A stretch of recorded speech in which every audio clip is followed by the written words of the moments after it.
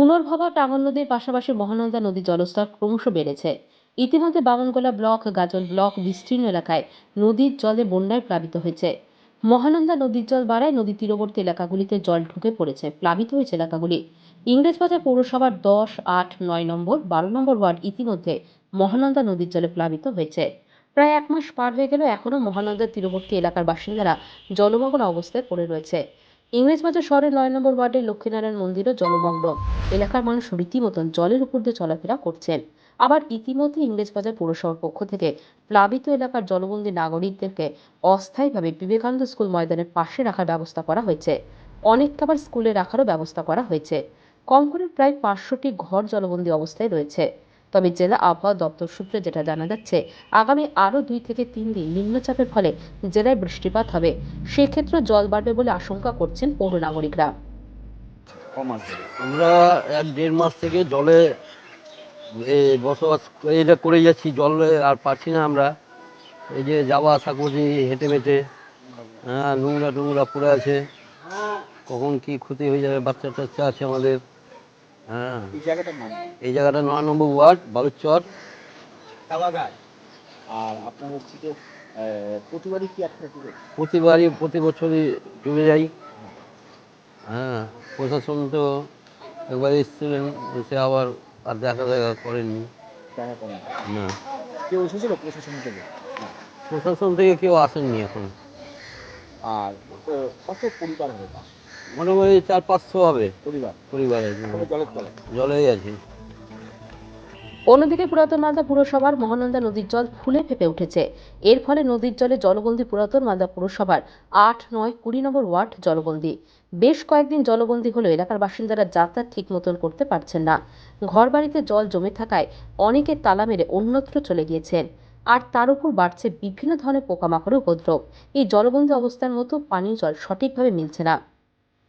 ইংরেজবাজার পৌরসভার চেয়ারম্যান কৃষ্ণেন্দু নারায়ণ চৌধুরী জানান, মহানন্দা নদীর তীরবর্তী এলাকার বসবাসকারী পৌর নাগরিকদের ইতিমধ্যে সরিয়ে নিয়ে অস্থায়ীভাবে রাখার ব্যবস্থা করা হয়েছে। এলাকার বেশ কিছু স্কুলেও তাদের রাখার ব্যবস্থা হয়েছে। অন্যদিকে ইংরেজবাজার শহরের 3 নম্বর, 25 নম্বর, 29 নম্বর ওয়ার্ডেও এখনো জল রয়েছে।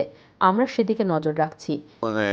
প্রথমত আমাদের এই জলটা দুভাগে ভাগ হয়। একটা মহানন্দা নদী আর একটা ওই দিক থেকে ঘুরে জলটা যায়, সেটা ওই যদুপুর টু চলে যায়। তো আমরা মহানন্দার যে যারা রিভার বেডে তাদের জন্য আমরা অস্থায়ী শেল্টার বানিয়ে দিচ্ছি, স্কুলগুলো খুলে দিয়েছি, তারা ওখানে থাকছে, তার জন্য যা যা করণীয় করছি। আর যেটা আরেকটা পার্ট দিয়ে ওই রেল লাইনের পিছন দিক দিয়ে চলে গিয়ে আরএনসির পাশ দিয়ে যাচ্ছে, ওখানেও জলটা পাম্প করে গেছে, ফলে জলটা আটকে গেছে। আমরা বিকল্প একটা ড্রেন তৈরি করছি ঠিক ব্রিজের গা লেগেই, মানে ব্রিজ বলতে এনএইচের গা লেগে চেঞ্জ করছি। ওই ট্রেনটা আশা করি 2-4 দিনের মধ্যে হয়ে যাবে, হয়ে গেলে জল বেরিয়ে যাবে। আমি তো বলবো আপনাদের মাধ্যমে বিরোধীদেরকে একবার দেখে আসুন সেন্টারগুলো কে তৈরি করেছে, ওদের লুকআপটা কে করছে, সবই তো আমরা করছি। আর যা যা করি বোর্ড অফ কাউন্সিলর্সে অ্যাপ্রাইজ করে করছি। বিরোধীদের তো বোর্ড অফ কাউন্সিলর্সে বলার সুবিধা আছে, তাছাড়া এমনিও আমাদেরকে বলতে পারে। 21 নম্বরে বিরোধী কাউন্সিলর আছে, যা বলেছে তাই করেছে। ইতিমধ্যে জাতীয় সড়কের ধারে একটি ড্রেনের কাজ চলছে এবং সেই দিক দিয়ে শহরের জমা জলগুলি বার করানোর চেষ্টা করা হচ্ছে। আশা করা যায় খুব দ্রুত জলগুলি বেরিয়ে যাবে। অন্যদিকে এই বিষয়ে ইংরেজবাজার পৌরসভাকে খোঁচা দিতে ছাড়েনি বিজেপি। ইংরেজবাজার পৌরসভার বিরোধী দলনেতা বিজেপি কাউন্সিলর অম্লান ভাদুরী জানান, মহানন্দা তীরবর্তী এলাকাগুলি প্রতি বছর বর্ষার সময় ডুবে যায়। পৌরসভার উচিত একটি ফ্লাড সেন্টার করে দেওয়ার। পৌরসভার বহু বছর ধরে বলছে, কিন্তু কাজের কাজ করতে পারছে না। পাশাপাশি প্রশাসন যদি একটি বাঁধের ব্যবস্থা করে দেয়, তাহলে এই ওয়ার্ডগুলি মহানন্দা তীরবর্তী এলাকার মানুষ আর প্লাবিত হবে না। মহানন্দা নদীর জল অনেকটাই বেড়ে গেছে।